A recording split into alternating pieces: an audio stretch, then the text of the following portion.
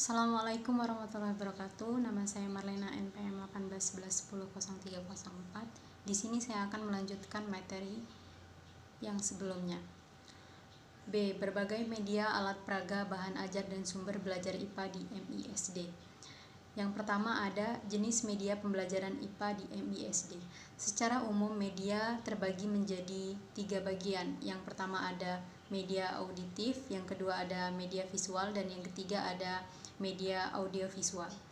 Media auditif adalah media pengajaran yang hanya menggunakan kemampuan dalam bentuk suara.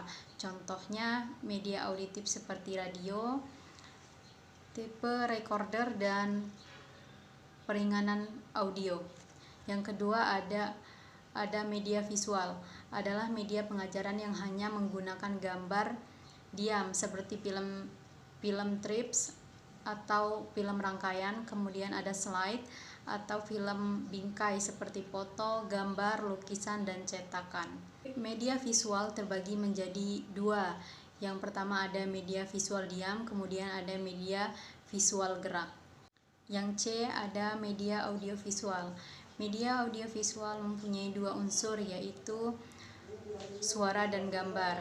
Media audiovisual ini terbagi menjadi 2 bagian, yaitu yang pertama ada media audiovisual gerak dan media audiovisual diam. Media yang digunakan dalam pembelajaran IPA di SD biasanya menggunakan media seperti media konkret atau nyata. Media konkret atau nyata adalah benda apa adanya atau benda asli tanpa perubahan. Contohnya rangkaian listrik, benda gas, dan pesawat sederhana. Kemudian yang B, lingkungan alam. Lingkungan alam sangat cocok untuk dijadikan tempat reaksi maupun sebagai tempat untuk mengamati objek. Contohnya siswa mengamati bagian-bagian tumbuhan di sekitar. Kemudian yang C ada kit IPA. Kit IPA adalah alat bantu belajar IPA yang sering ditemui di laboratorium, yang terdapat dalam peti dan dapat digunakan oleh guru untuk didemonstrasikan atau dipekerjakan oleh siswa-siswa. Contohnya adalah gelas labu, tabung reaksi, dan corong. Kemudian yang D ada kertas, slide, film, dan film. Adalah alat bantu guru dalam mempelajari pembelajaran tentang benda atau makhluk hidup yang jauh dari lingkungan siswa, sehingga siswa mudah dalam mempelajari makhluk hidup tersebut. Contohnya adalah film-film binatang di seluruh dunia, tumbuhan, dan lingkungannya.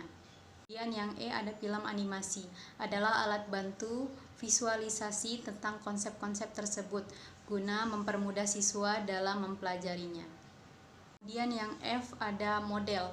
Model adalah gambaran yang berupa bentuk asli, yang berupa benda 3 dimensi, yang dapat dioperasikan oleh siswa agar mengetahui cara kerjanya dan mudah dalam memahami pembelajarannya. Contohnya adalah model alat pernapasan manusia. Kemudian yang G ada torso.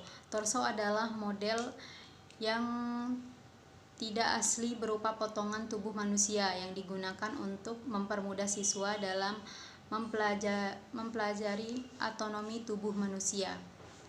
Torso ini dibuat dari bahan sains logam yang tidak berbahaya bagi siswa dalam penggunaannya. Kemudian yang H ada globe. Globe adalah bola dunia. Globe ini merupakan bentuk bumi yang diperkecil dan digunakan untuk membantu siswa dalam mempelajari ilmu pengetahuan bumi dan Antartika. Kemudian ada mikroskop dan kaca pembesar. Mikroskop adalah alat yang digunakan untuk mempermudah mengamati objek-objek yang sulit diamati oleh mata telanjang. Mikroskop biasanya untuk melihat sel-sel tumbuhan maupun hewan.